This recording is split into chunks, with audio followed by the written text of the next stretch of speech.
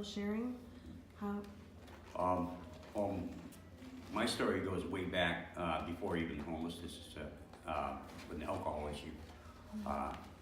Been an alcoholic for most of my life, and it was all right for a long time.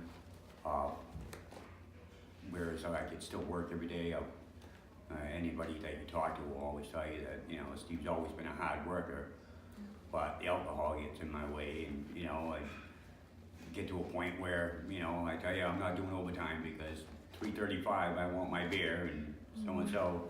Well, it just finally, between bad relationships and the alcohol, I went overboard, and it just became a 24/7 thing, and I ended up losing everything. I ended up on the street, literally on the street. I lived next to a train car for several months. Actually, that happened twice in the last 2 years. So that was the beginning of the story and the beginning of the end. And it all changed for me when I started getting robbed, and I'd leave stuff in my tent and people would steal it. And the last time was a phone that a friend of mine had bought me, so she could keep in contact with me.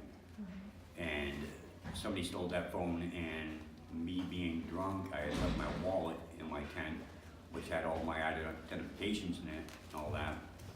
So I was really stuck. And one day I just got up and I had my beer in my hand, and I looked at the train car and I looked at my beer and I said, I'm not doing this anymore.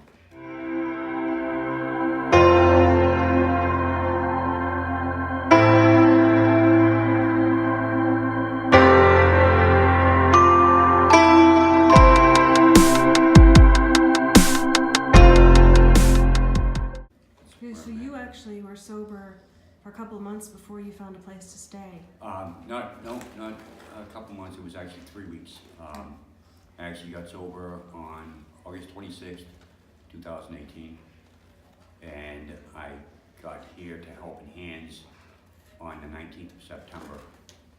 But I didn't come here to stay here. I actually came here because I was at my wit's end. After quitting drinking and being on the street still, I couldn't do anything. I couldn't go nowhere. I couldn't get any further because I had no IDs. I couldn't get an ID because I didn't have a physical address. I didn't want to stay in the shelters. The shelters, the one shelter that they have here is pretty disgusting. A lot of bed bugs.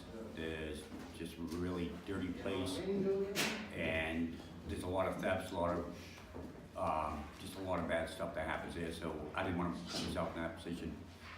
So I came to Helping Hands to see if I could use this place for an address, just enough to get an ID so I could get a job.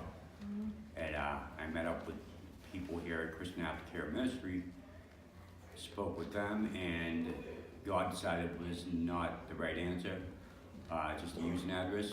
He thought I needed an address to actually live in. And an hour after meeting the people here with a list of 70 people waiting to come in, an hour after I was here, I had a key to my room.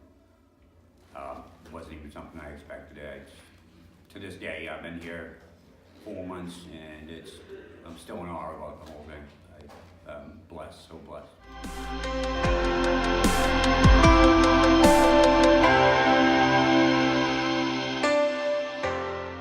You want to open your box? Let's see what's in there. These boxes, of course, you and I have been speaking, and I've actually got one of the partial boxes or most boxes, and people don't understand what this stuff here does for guys. Being homeless, especially in the wintertime, it's wicked rough.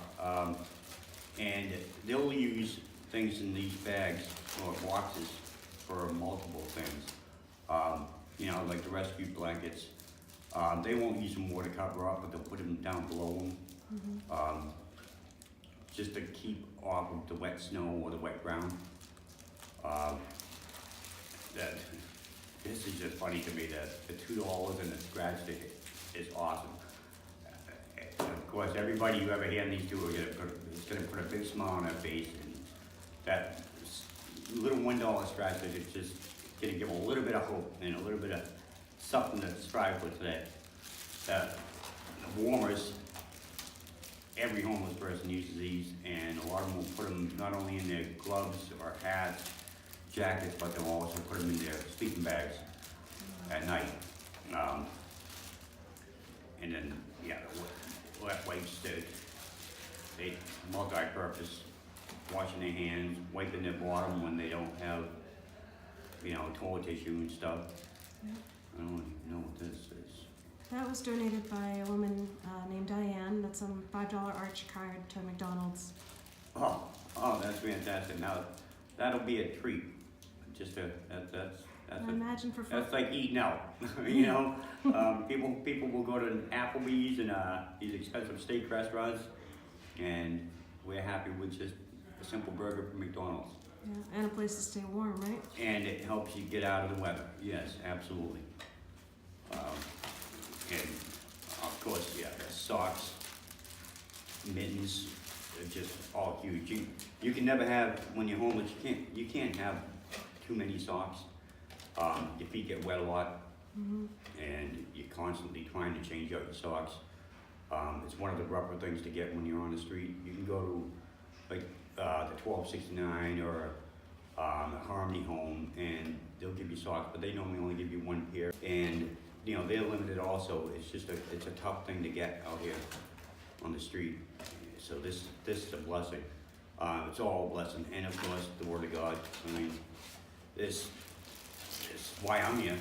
I was never much in the faith, but through my journey, outdoors, it brought me so much closer to God, and I can't thank Him enough for where I'm at today.